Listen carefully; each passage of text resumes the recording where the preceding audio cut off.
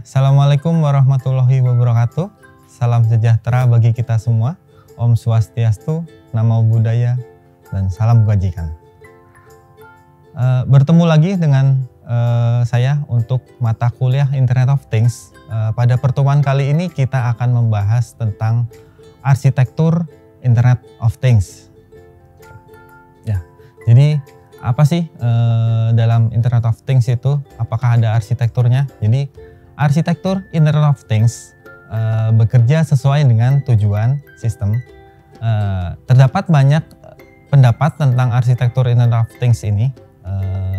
Ada yang menggunakan arsitektur IoT dengan 3 layer, 4 layer, 5 layer, dan bahkan 7 layer ya. Namun secara umum dari arsitektur ini memiliki kesamaan satu sama lain.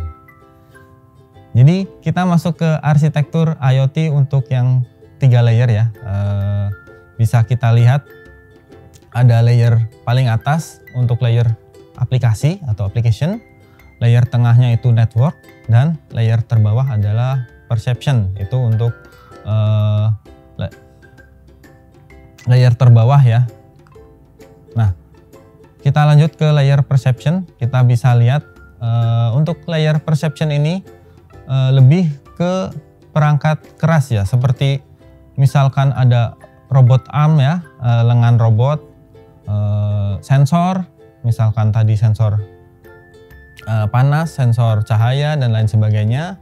Bisa juga berupa RFID, NFC, dan lain sebagainya ya. Kemudian kamera juga sudah termasuk di perception layer. Jadi layer fisik ya, yang dimana dia membaca nilai-nilai di sekitar lingkungannya seperti itu.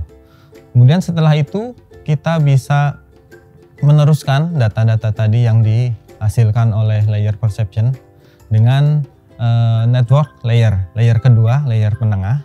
Jadi network layer ini untuk media komunikasi antara perception dengan application. Seperti yang bisa kita lihat ya, contohnya antara lain seperti LoRa atau low range ya. Di sini menggunakan radio frekuensi. Kemudian ada WiFi yang secara umum sering ya kita manfaatkan di sini. Baik itu dengan frekuensi 2,4 GHz ataupun 5 GHz. Ada lagi 4G ya, 4G teknologi jaringan.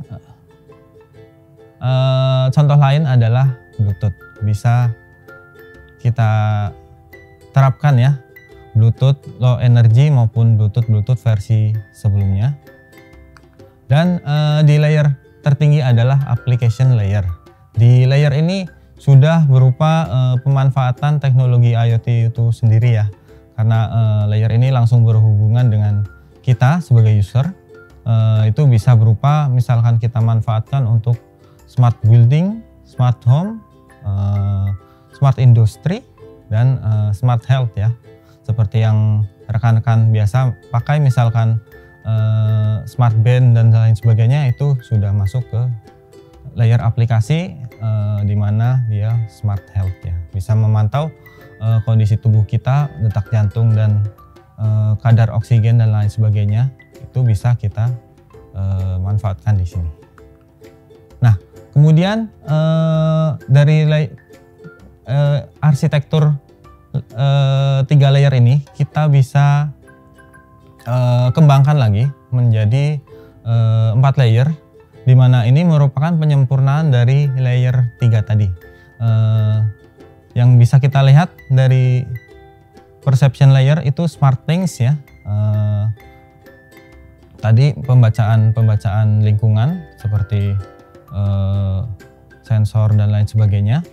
Kemudian di network itu ada gateway-nya. Jadi si SmartThings ini tidak cuma satu ya, itu bisa berupa banyak sekali things yang bisa kemudian dilakukan pengumpulan data oleh gateway di network sini. Contohnya di sini ya, ada Bluetooth, WiFi, NFC, dan lain sebagainya. Kemudian ada middleware, ini yang baru ya dari layer sebelumnya yang tidak ada. Middleware ini bisa berupa tentang penyimpanan database, kemudian dikembangkanlah menjadi suatu output data analytics, misalkan chart maupun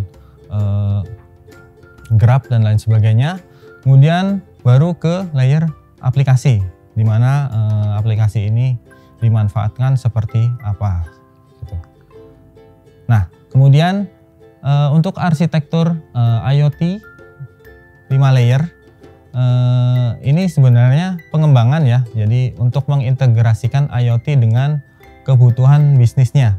Jadi layernya, layer terbawah ada physical layer fisik ya, sama seperti istilah-istilah sebelumnya, perception maupun SmartThings tadi. Di sini ada contoh, misalkan rekan-rekan bisa lihat di gambar, ada sensor gas, misalkan ada kebocoran gas dan sebagainya, itu bisa ada di physical layer. Kemudian ada sensor ultrasonic untuk membaca jarak ya. Kemudian sensor suhu, sensor cahaya dan lain sebagainya. Kemudian di layer atasnya ada network layer. Nah, sama ya seperti sebelumnya, dia menjembatani antara physical layer untuk dapat berkomunikasi dan mengirimkan data ke layer atasnya. Kemudian ada middleware layer, masih sama, untuk penyimpanan database, pembuatan API dan lain sebagainya. Dan layer selanjutnya ada application layer. Di application layer ini dikembangkan aplikasi-aplikasi yang berguna, misalkan tadi smart buildings,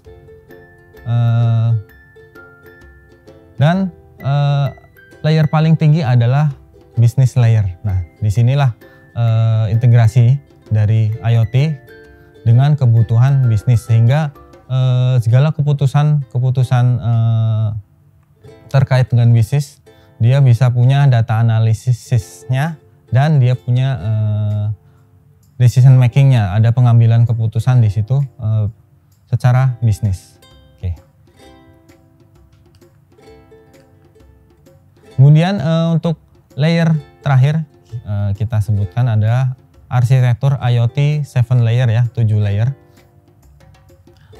Di layer ini ada layer paling rendah adalah physical device and controller, tadi menggunakan microcontroller maupun microprosesor. Kemudian ada bagian connectivity, layer kedua. Layer ketiga ada edge computing. Layer keempat ada data accumulation. Layer kelima ada data abstraction. Layer keenam ada application. Dan layer ketujuh ada collaboration and process untuk proses bisnis dan lain sebagainya ya. Ini 7 layer. Jadi itu saja materi kita tentang arsitektur yang ada di dalam Internet of Things. Terima kasih semuanya. Saya akhiri dulu. Sekian, wassalamualaikum warahmatullahi wabarakatuh.